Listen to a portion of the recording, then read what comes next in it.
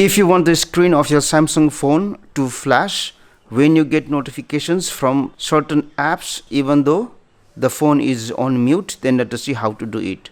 For that one, we have to go to settings here, then we will scroll down and go to accessibility, go to advanced setting, go to flash notification, and if you see there is an option here, screen flash notification, enable it.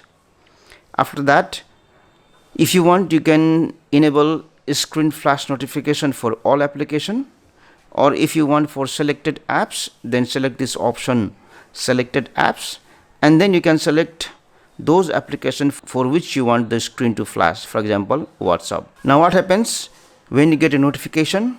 The screen will flash like this one. Let me again tap on preview and you can see the screen flashes. Now this will only work when your screen is unlocked. Thank you for watching this video. Please subscribe to my YouTube channel and hit on the bell icon to get the notification of our latest videos for free.